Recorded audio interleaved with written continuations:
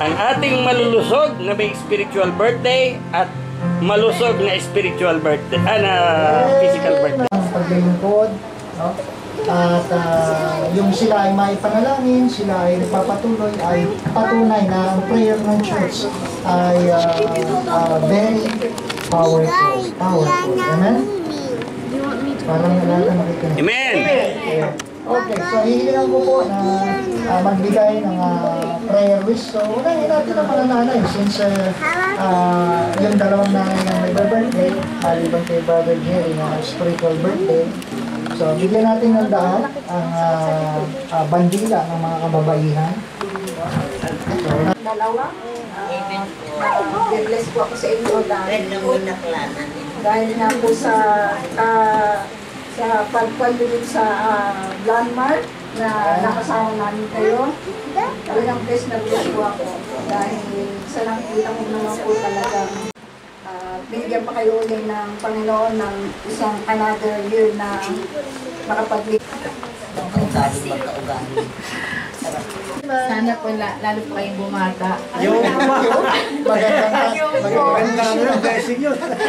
Paano ay mag-grow pa po kayo sa gabay ng Panginoon at magpatuloy po hanggang sa pagdating ng Panginoon. Amen! Happy birthday po ulit. God bless. Dalawa, wish ko lang naway bigyan pa kayo ng Panginoon ng kalakasan palagi ng katawan.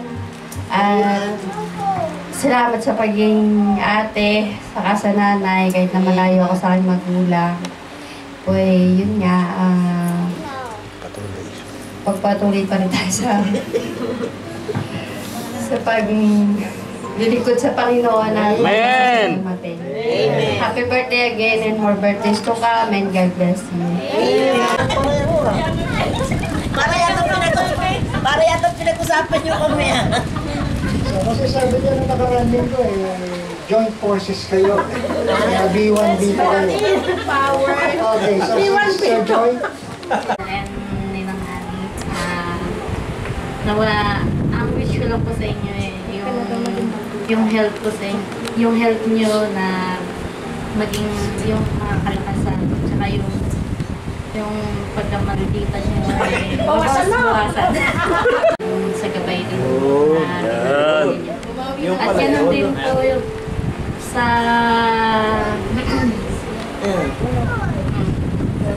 yung Sigurado ka, magkasing laki to. Pangalan. Ang may pangalan pala. Pareho ka, pati pareho. happy birthday po sa inyong dalawa, Sister Eden, Sister Annie. Thank you po kasi po kayo po ako yung dalawa nagbibigay din talaga ng salita, na po si Nanay Ida talaga po makulit po siya. Sa edad po talaga niya hindi po makikita yun na po yung age niya. Parang sweet 18 po, parang gano'n. O sweet 16, iba ba pa lang po, sweet 16 po. Happy birthday po. And good health po sa inyo. Saka po sana po maging matibay pa po yung relasyon natin dito sa pananampalataya po.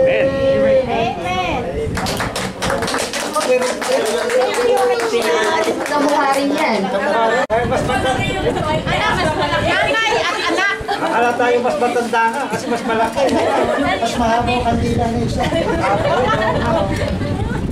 Natatawa tayo. Kay Nanay Ida, maligayang kaarawan po naway.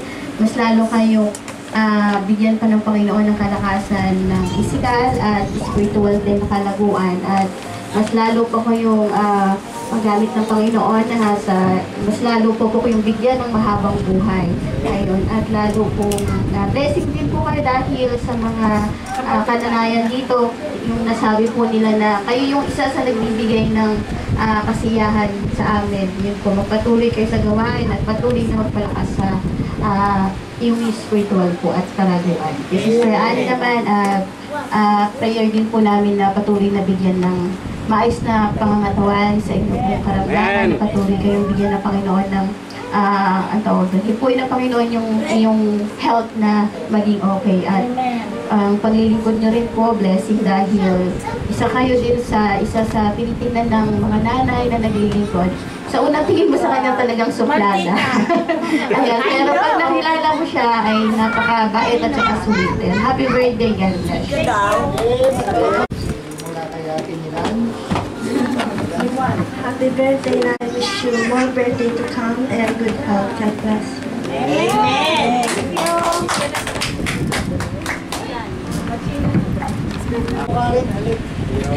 Ikaw makadin, hindi ka salamat. Ay, kaliwat kanan naman to. Kanan at kaliwa. Nanay Ida, I hope you enjoyed your birthday and more birthdays to come. God bless you and keep on serving the Lord. Amen. Aray ko. Thank you, ate. Nanay Ida, may God bless you with more birthdays and good health. Amen. Sino mas matanda? According to Hindi, nag-ano eh, nag-aalanganin Thank you, eh. ate. Mauna. Ako. Nanay. Nanay. Happy birthday! Ba't yun na lang? No, do it red. Tita, kiss tita. Saan mo? Ang bait naman eh. Ang bait naman ni Linguel eh. Happy birthday, Nanay Ida. Happy birthday, Nanay Ida. Tita Ann. And Amen. Happy birthday, Nanay Ida and Tita Annie, and more birthdays to come. God bless you. Ano nangyari ba doon? Choy! Tapat choy! And Nanay Ida, spero che avete long life e voglio che Dio vi fa bless. More birthdays to come. Amen. Ang wish ko ay long life in good health. And yung katulad nga nung verse of the day ko kanina, kung ano man yung ating trials at mga problema, just consider it as pure joy at hindi tayo dapat madala sa mga pinagdadaanan natin. Kaya pagpatuloy lang natin ang ating paglilingkod sa Panginoon, katulad ng inyong paano ninyo kami naakay din dito sa church. Kaya nakikita namin sa inyo yung mga testimony nyo. Kaya hanggang ngayon, naririto kami. Amen. Salamat. Palakpakan natin si Brother Robo. Ganon din kay Sister Annie. Not only in your physical birthday, but also much more in your spiritual life. Ganon din kay Brother Jerry. Happy birthday Amen. to your spiritual birth. At nawa ay magpatuloy kayo sa will ng Lord. At alam ko na ang Lord ay may plano sa inyo. At yan ay magpapatuloy sa kanyang mga salita. Amen. So I give you a verse from the Bible in Proverbs 10, verse number 27. The fear of the Lord prolongeth life. Hindi talaga yung pansit ang nagpapahaba ng buhay, kundi ang pagkatakot sa Panginoon. Amen. But the years of the wicked shall be shortened. So, ang Panginoon ay mapagpala na ang mga taon natin ay ginagawa niya na memorable at very sabihin natin na walang katulad. No? Ito yung lalo na nung siya ay nakilala niyo sa buhay niyo bilang personal niyong tagapagligtas. At nawa ay datnan niya tayo na nagpapatuloy sa gawain, lalo hindi na biro yung taon na ating nilakaran. So, there's no time to look back. So, ang ating mission is to finish the race. Amen. So, Brother Jerry, kay Sister Annie, patuloy niyong pagmamahalan ng mag-asawa, pagdalangin kayo, magpatawaran, at higit sa lahat ay ang inyong pamilya ay akayin niyo sa salita ng Lord. Kaya Nanay Ida, ganun din, bagaman 3 taon pa lang kayong mananampalataya, lagi niyong tatandaan na hindi patagalan sa church. No? Right. Dahil merong Amen. nauuna na nahuhuli. Nahuhuli. At may nahuhuli na nauuna. No? So, yung Christian growth nyo ay depende. Ayan, makinig po kayo sa akin. Yung Christian life nyo sa inyong nagbe-birthday ay depende kung meron kayong desire na mag-grow, it will happen. Amen. Dahil yan ang kalooban ng Panginoon. Kaya wala sa haba, wala sa patagalan. Kahit maiksi, basta meron kang willing heart to serve the Lord, so you will grow in His grace. God bless you and happy birthday to three of you. Happy birthday. Nakahalik ko na Sure ka na. Nandun sa sa desire mo, sa passion mo, na kung paano mo mahalin ang Panginoon lalo sa kanyang salita. No? Dapat nandun yung yung pag-isip mo sa umaga yun siya na. Amen. So, happy birthday at we love you at more birthdays to come. Amen. Happy birthday.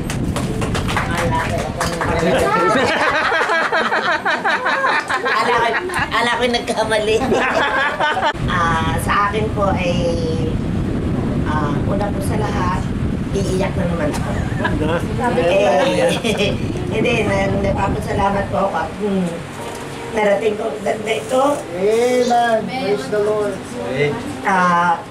Ipinagmamalaki ko rin po na sa edad ko ito, meron akong apo sa tuhod. Na pumikit pa ng mata ko, nakakita na ako. Sa inyo po lahat, maraming salamat sa mga panalangin.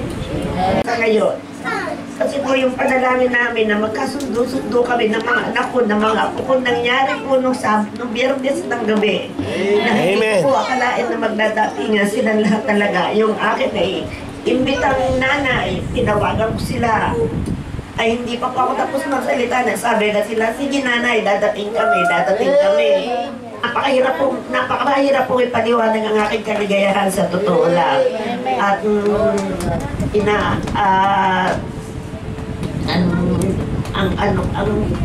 yung pong nangyari yun ay talagang kung pwede nga lang pong ipamalita sa buong Facebook ay talagang pinamalita ko na at nakakalat na talagang hindi po siguro nakadalawang beses po kami magkasama-sama nung Biyernes at saka kahapon.